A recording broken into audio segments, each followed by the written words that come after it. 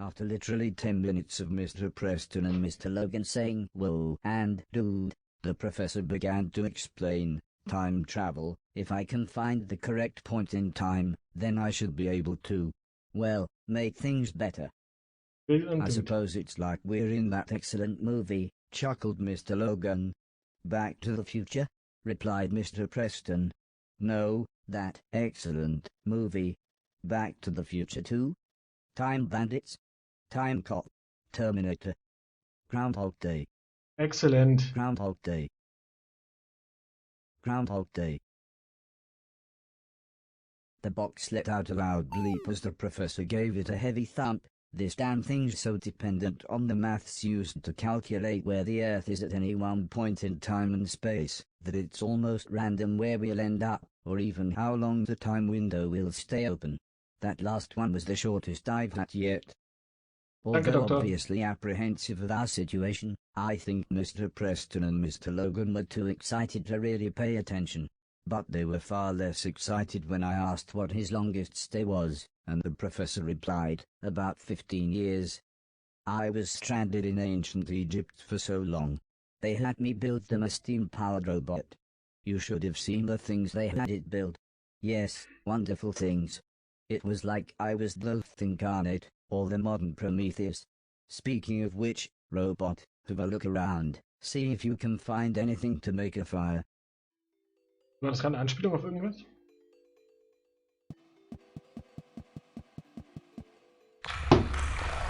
As great as my shoes were, they weren't much use when there was nothing for them to stick to. I rolled deep into the cave, but at least I had found the professor some firewood. Now I just needed to get back to everybody else. Ja, das wird Spaß. Ist ja klappen können.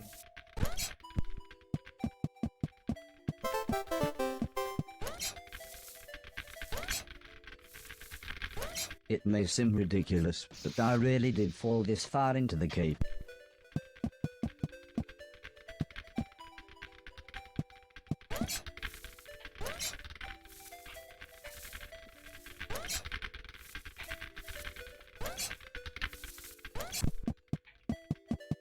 Okay.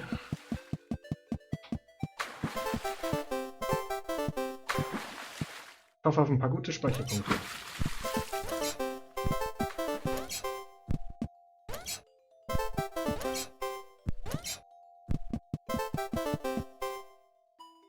Things started to look familiar. I was pretty sure I was nearly back where I had originally fallen.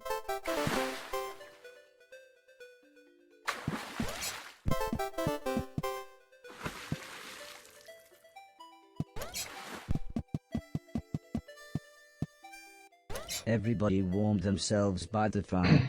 In the orangey glow, the cave even looked a little homely. Mr. Logan was much more comfortable now that he could see his surroundings, but Mr. Preston kept saying, "We're in bloody dinosaur times."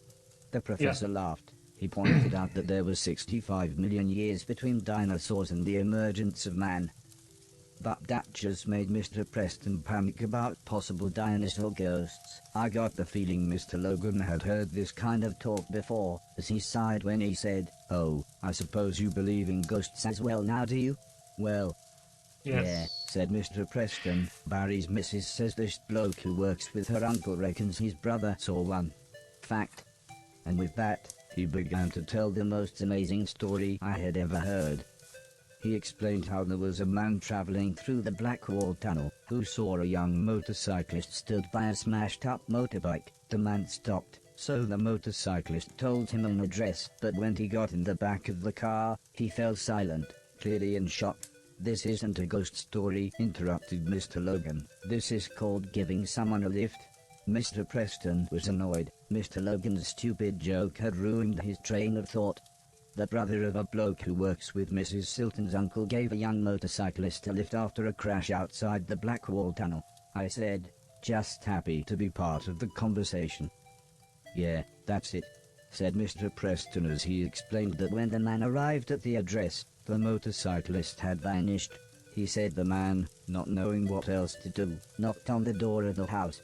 Soon an old lady answered, and when the man asked her if she had a son, she burst out crying and sobbed, "I did have, but he died 10 years ago today. Just outside the Black Wall Tunnel."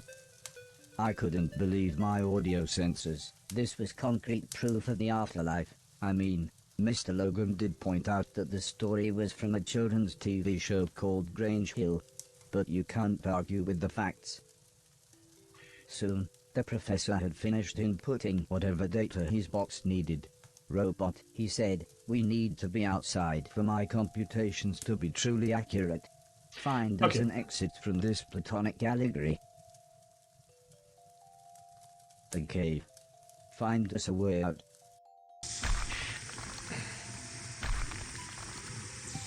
Warum seid ihr auf der anderen Seite?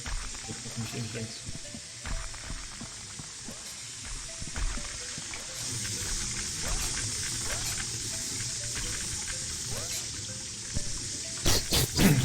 Ah ja, so klar. How should I deal with a drunken sailor? Ja, komm. Was haben wir denn hier unten? Den Tod. Ich muss wahrscheinlich erstmal hier rüber.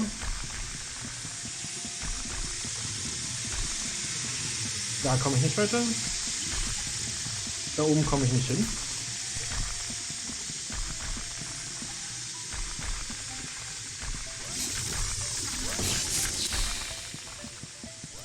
Also, könnte ich hier nochmal versuchen.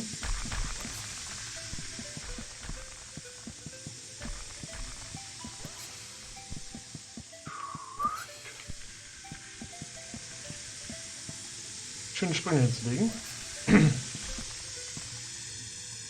This block looked perfect, so I decided I would only place it where the professor said I should.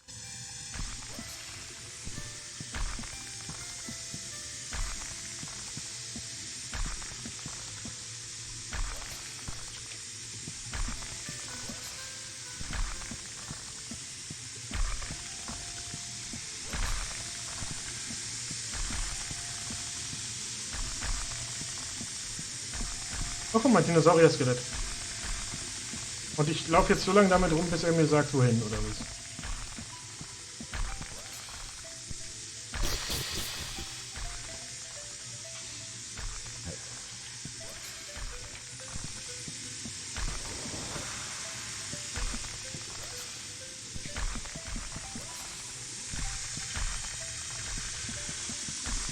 Okay. Wasser. Hatte ich ja schon mal gesagt.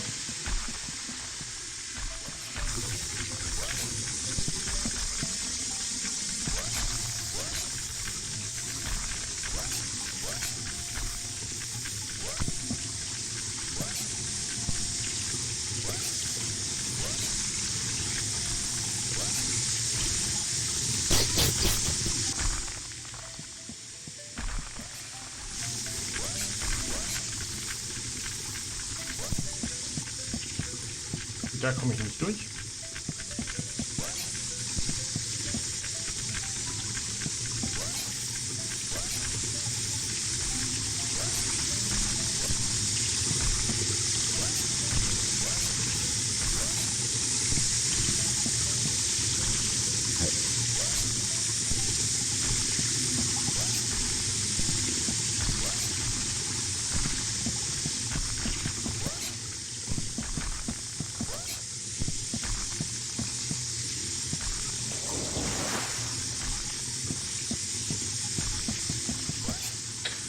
Okay, ich glaube, ich muss hier noch ein paar mehr sammeln.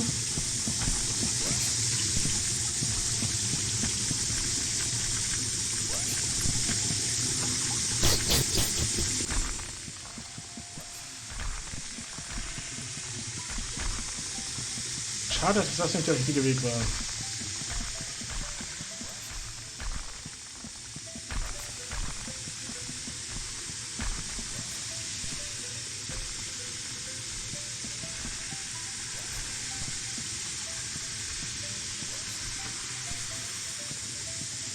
Was haben wir da drüben? Ah. Trampoline, würde ich sagen.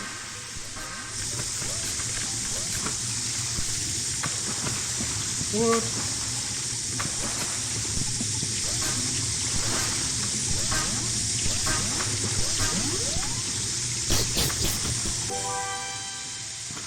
Gute Idee.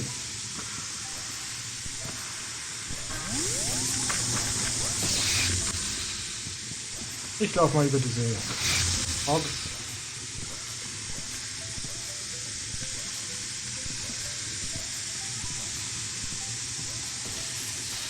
Zu den Pilzen.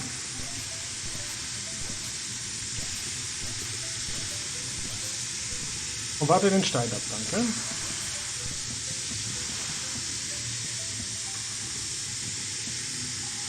Ich bin jetzt kein Experte, aber ich glaube, da komme ich nicht so richtig durch.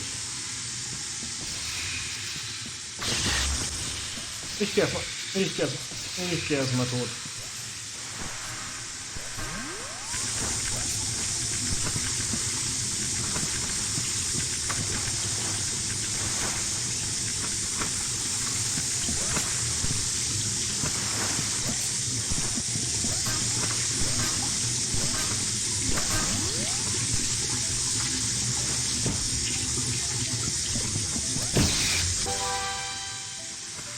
Ja, danke für die 2.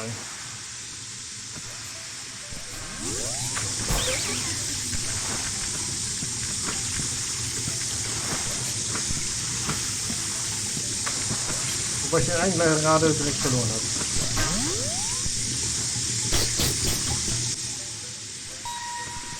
Gut, gehe ich hier rechts rüber.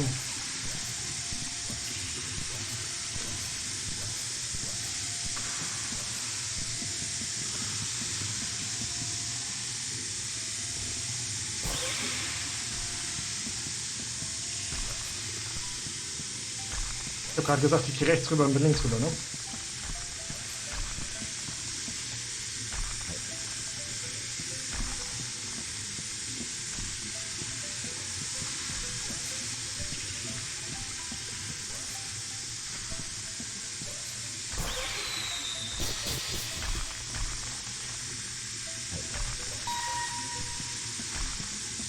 Wenn ich jetzt noch wüsste, wo die anderen sind.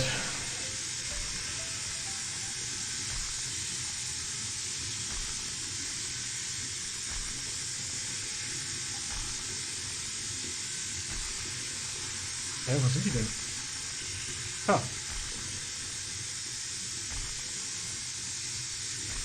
Ah.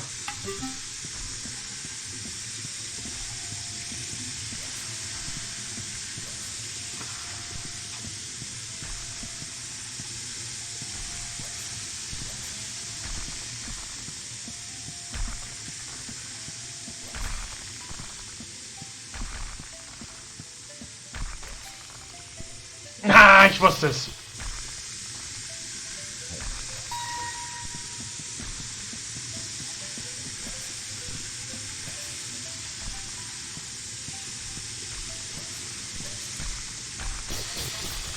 Okay. Ich krieg das noch hin.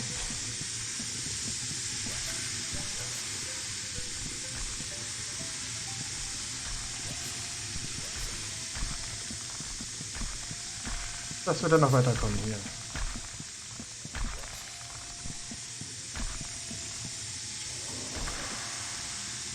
Und einen noch.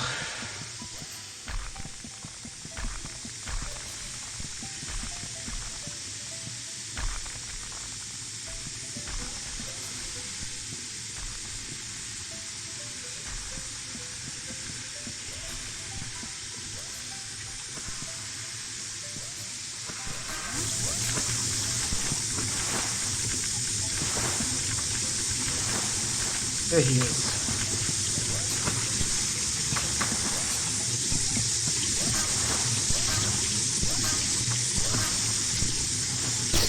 Das war so klar.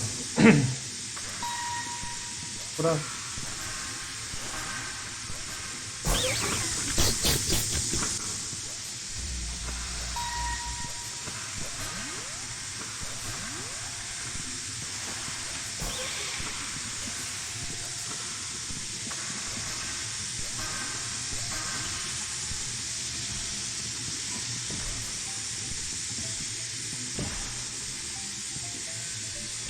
Hüpf.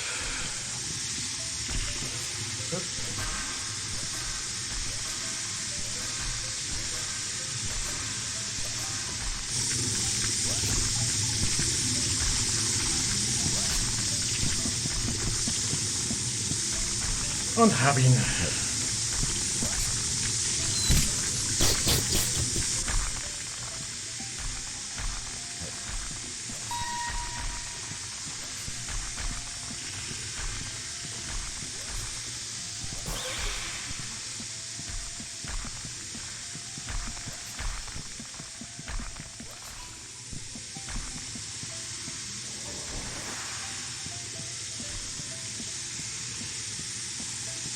Okay, gut.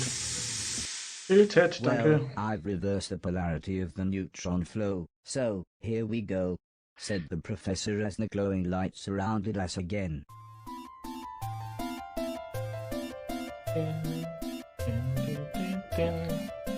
Zum Mond und alles und yeah. Und This dann... is it, said the professor as he looked around. Oh no, he gasped as his expression became far more serious. It's the wrong time. Hä?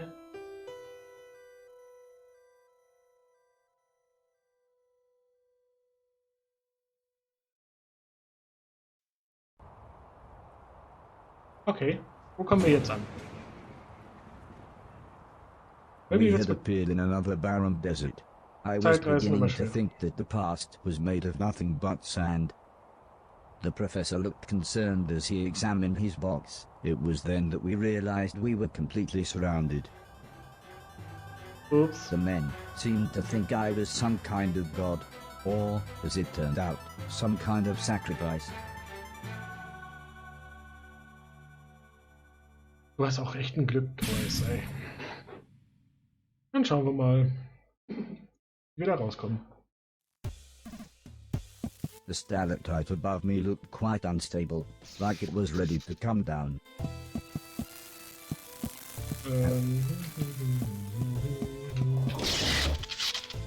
Okay.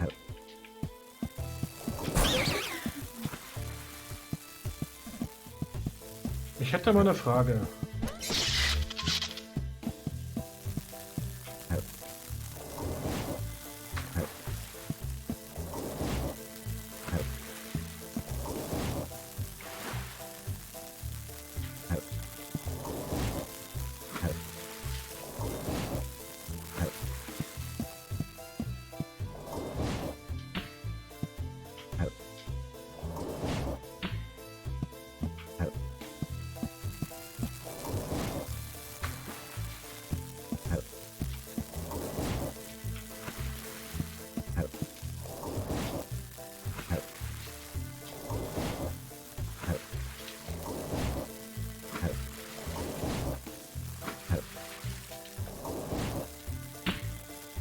Schwerkraft funktioniert, das ist gut.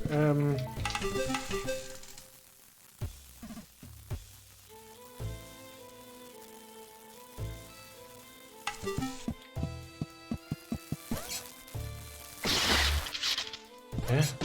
Okay, hier ist Wasser. Hier komme ich nicht rüber.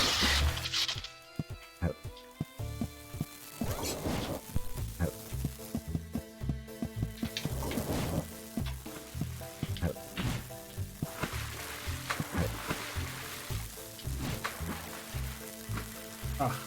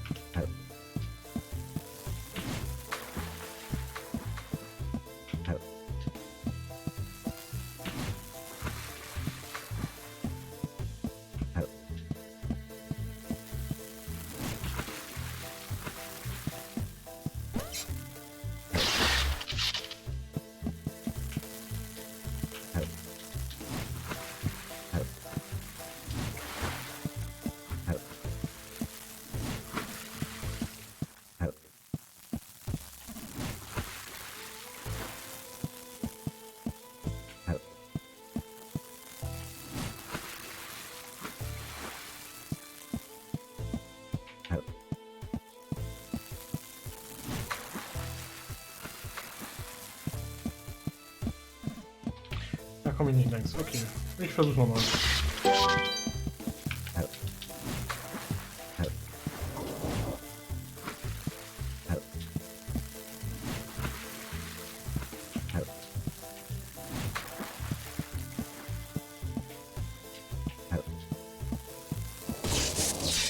Wieso bin ich denn auf einmal am Sprinten?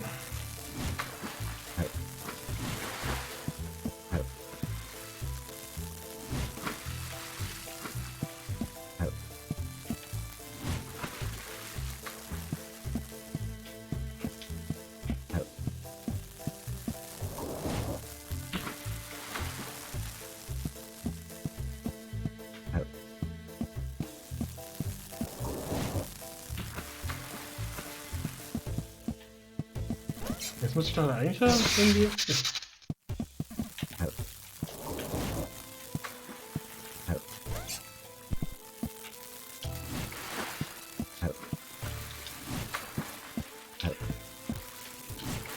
Vielleicht sollte ich aufhören, X zu drücken, damit ich nicht... Sieht man gar nicht. Schon. Aufhören, X zu drücken, damit ich nicht das Ding aufnehme.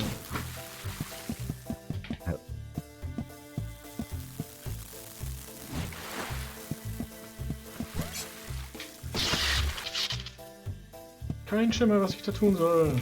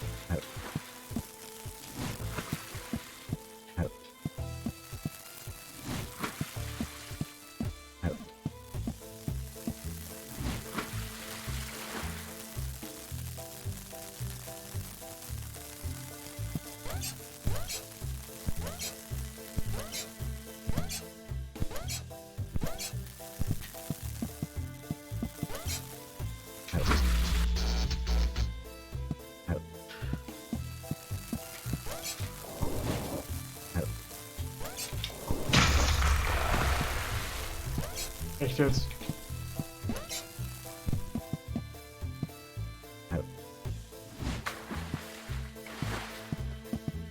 Probieren wir hier den Wolf und dann ist das so ein This seemed kleines... quite valuable.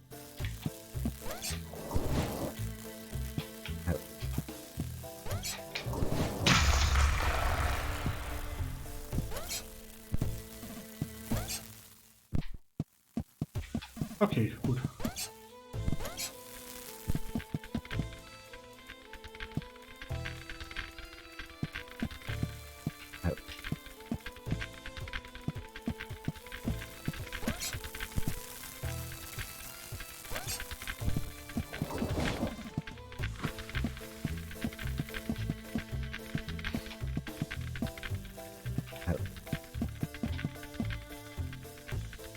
Und hüpf.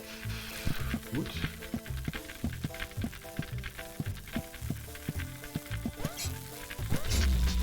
Schade. Ach gut. Wenigstens das. Wenigstens bleiben die Dinger wenigstens da liegen.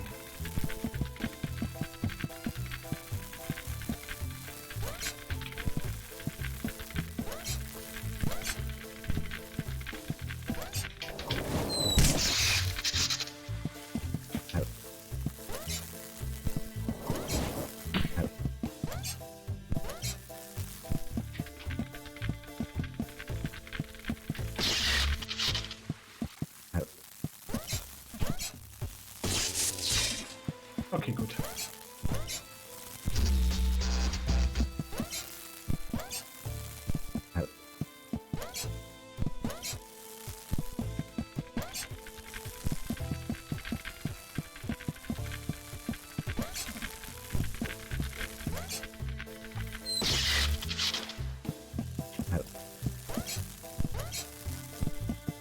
hatte ich auch schon geholt. Schön, dass ich alles wieder vergessen habe.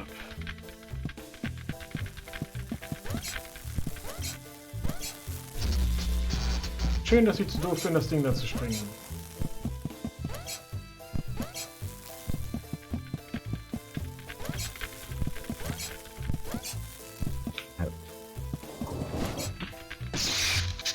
Schön, dass ich da jetzt voll drauf gesprungen bin.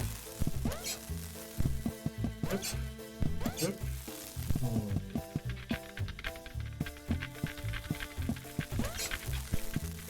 Spinne ignorieren.